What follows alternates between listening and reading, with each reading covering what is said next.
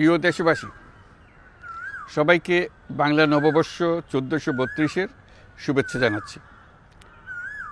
শুভ নববর্ষ। পহেলা বৈশাখ আমাদের প্রাণের উৎসব, বাঙালির সার্বজনীন উৎসব। পুরো পৃথিবীতে যেখানে যেখানে বাঙালিরা আছেন, আজ আমাদের সবার আনন্দের দিন, বর্ষবরণের দিন। বাংলা সাল গণনা শুরু হয়েছিল কৃষিকাজের সুবিধার জন্য, ফসলি সন হিসেবে। এখনও এদেশের কৃষকরা বাংলা তারিখের হিসেবেই বীজ বোনেন, ফসল তোলেন। বাংলা নববর্ষের এক অবিচ্ছেদ্য অংশ হালখাতা। এখনকার আধুনিক সময়েও এখনও এই হালখাতার ঐতিহ্যকে ধরে রেখেছেন বাংলাদেশের হাটে বাজারে, শহরে বন্দরে।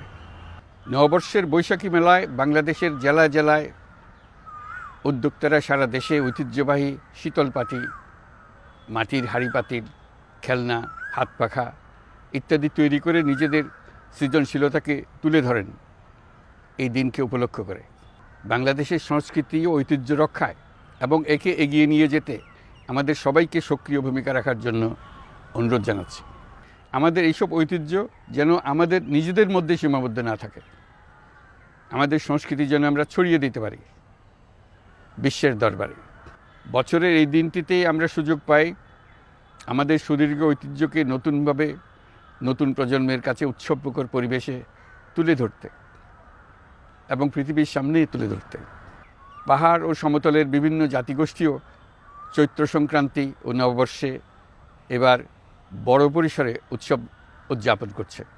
পহেলা বৈশাখ সম্প্রীতির দিন, মহামিলনের দিন, আজ সবাইকে আপন করে নেওয়ার দিন।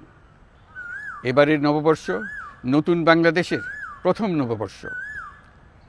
আসুন আমরা বিগত বছরগুলোর গ্লানি, দুঃখ, বেদনা, অসুন্দর ও অশুভকে ভুলে গিয়ে নতুন প্রত্যয়ে, নতুন উদ্যমে সামনের দিকে এগিয়ে চলুন নতুন বাংলাদেশ গড়ে তুলি।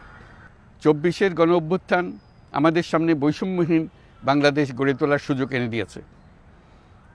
এই সুযোগ যেন আমরা না হারাই। বৈষম্যহীন বাংলাদেশ গড়াই হোক এবছর নববর্ষের আমাদের অঙ্গীকার। আমি নববর্ষের সকল আয়োজন ও উদ্যোগের সাফল্য কামনা করছি। নববর্ষ 1432 আমাদের সবার জন্য শুভদিনের সূচনা করুক। নববর্ষ আমাদের সকলের জন্য নতুন ও গভীর আনন্দের উন্মোচন করুক, এই কামনা করছি। সবাইকে আবারও আমার নববর্ষের শুভেচ্ছা ও সালাম জানাচ্ছি। আসসালামু আলাইকুম। মহান আল্লাহ আমাদের সহায় হন। আল্লাহ হাফিজ।